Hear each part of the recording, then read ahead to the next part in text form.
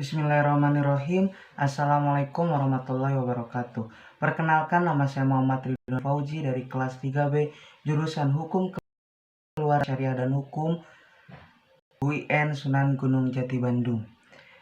Pada video ini tujuan untuk memenuhi tugas ujian tengah semester mata kuliah Hukum Tata Negara, dan di dalam video ini saya akan mereview materi dari pertemuan pertama sampai pertemuan ke-7. Pada materi pertama yaitu pengertian ruang lingkup dan sumber hukum tata negara. Pengertian hukum tata negara yaitu sekumpulan peraturan hukum yang mengatur organisasi negara, hubungan antara kelengkapan negara dalam garis horizontal dan vertikal, serta kedudukan warga negara dan hak-hak asasnya. Maksud dari horizontal di sini adalah rakyat, dan maksud vertikalnya adalah negara atau pemerintah. Maka asumsi di dalam hukum tata negara itu mengatur khususnya tentang perangkat aturan negara dan hak asasi. Lalu ruang lingkup di dalam hukum tata negara meliputi satu organisasi negara mulai dari bentuk negara, bentuk dari pemerintahan, lembaga-lembaga negara, dan sebagainya. Yang kedua, struktur pejabat negara.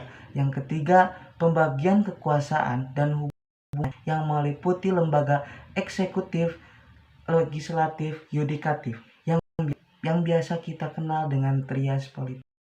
Lalu sumber hukum tata negara adalah yang pertama hukum internasional, yang kedua peraturan tertulis contohnya seperti undang-undang, yang ketiga peraturan tidak tertulis seperti hukum adat, yang keempat jurisprudensi peradilan, maksudnya ketentuan hukum yang telah dilakukan oleh pengambil fatwa atau kebijakan sebelumnya. Yang kelima, kebiasaan ketatanegaraan yaitu kultur yang ada pada warga masyarakat di suatu tempat. Yang keenam, doktrin ilmu hukum yang telah menjadi ius communis opiniorum. Doktrin ini biasanya doktrin hukum yang sudah ditetapkan terlebih dahulu. Lalu asas-asas hukum tata negara. Di dalam asas-asas hukum tata negara akan menjelaskan mengenai karakter, prinsip, ciri khas di dalam sebuah negara. Berbeda negara berbeda pula bentuk hukumnya. Maka bentuk-bentuk negara hukum terbagi menjadi dua, yaitu formal dan material. Yang pertama formal, biasanya menganut individualisme, penjaga malam, monopoli.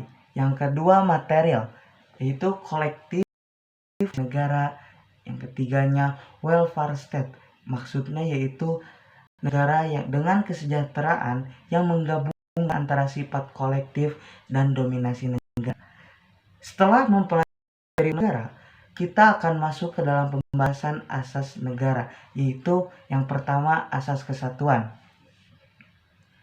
Asas negara kesatuan yang pertama desentralisasi, yang kedua dekonsentrasi, yang ketiga tugas pembantu.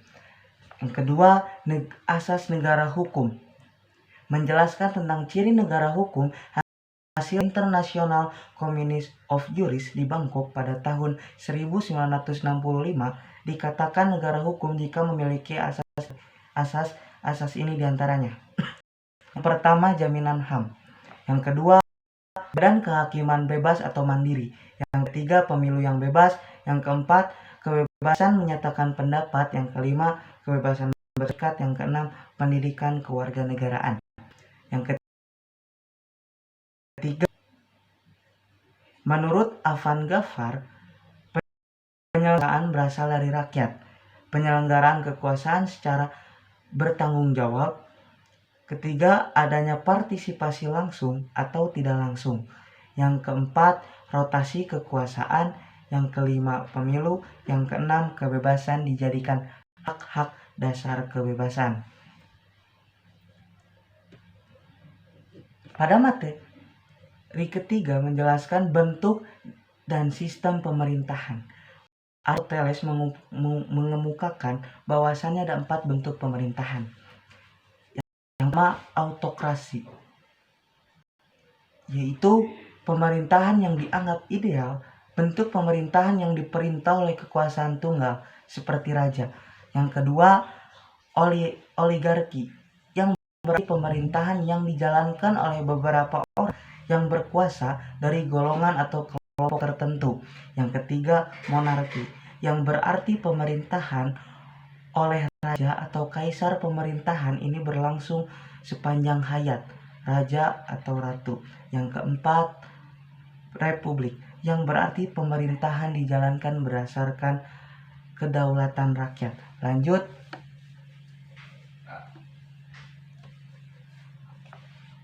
Tipe dan bentuk susunan negara.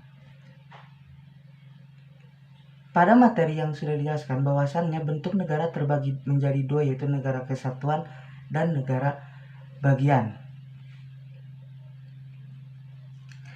Yang pertama, negara kesatuan. Banyak model di dalam negara kesatuan, diantaranya yang pertama vertical management, yaitu lebih terpusat pada negaranya itu sendiri, contohnya seperti negara Jepang.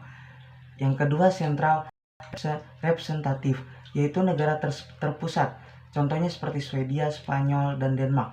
Yang ketiga, unification model, yaitu negara yang terintegrasi, maksudnya negara yang menyatukan berbagai kelompok sosial dan budaya, contohnya seperti Belanda.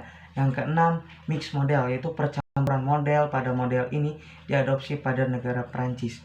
Karakter negara kesatuan yaitu satu, memiliki satu konstitusi yang berlaku yang diakui oleh negara tersebut. Yang kedua, satu pemerintahan di tingkat pusat. Yang ketiga, satu kewarganegaraan. Yang keempat, satuan pemerintahan lokal yang merupakan subdivisi pemerintahan pusat atau disebut pemerintahan daerah. Yang kelima, dominasi pusat. Negara bagian, yaitu negara yang perasaan bangsa di antara kesatuan-kesatuan politik yang hendak membentuk federasi dan juga memiliki keinginan untuk membentuk ikatan yang terbatas. Karakter bagian yaitu yang pertama, satu wilayah negara terbagi atas negara-negara bagian. Yang kedua, kedaulatan ganda. Yang ketiga, hubungan antar pemerintahan federal dengan pemerintahan daerah bersifat koordinatif atau kooperatif. Yang keempat, jadi perbedaan negara dan negara kesatuan dan negara bagian adalah jika negara kesatuan memiliki sistem sentralistik dan negara bagian memiliki sistem desentralistik. Lalu, negara autokrasi dan negara demokrasi modern. Yang pertama, negara autokrasi modern. Sistem ini juga sering disebut negara dengan sistem satu partai. Maksudnya adalah negara hanya dipegang oleh satu orang saja.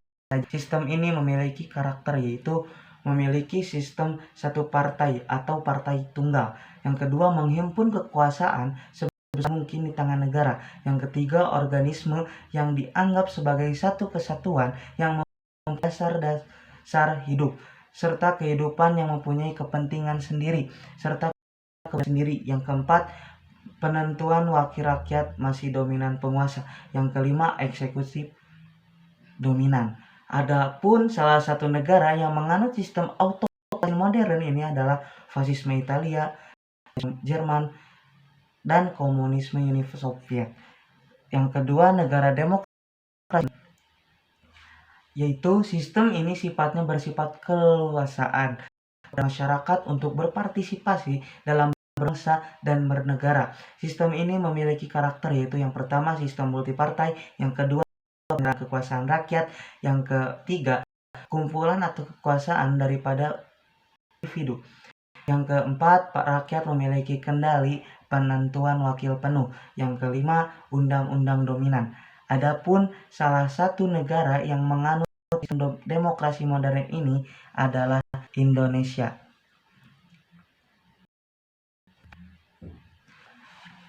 Lalu materi yang keenam adalah teori pembagian kekuasaan dan lembaga-lembaga negara.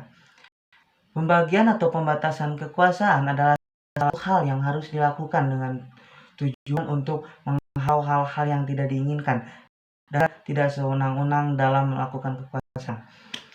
Maka dalam pembatasan kekuasaan menurut Maurice Duverger yaitu yang pertama, langsung, yaitu melalui pemilihan para penguasa, pembagian kekuasaan, kontrol yurisdiksional. Yang kedua, menambah atau memperkuat pihak yang diperintah. Yang ketiga, pengendalian kelaliman pihak penguasa dari masyarakat baik secara internal maupun eksternalnya.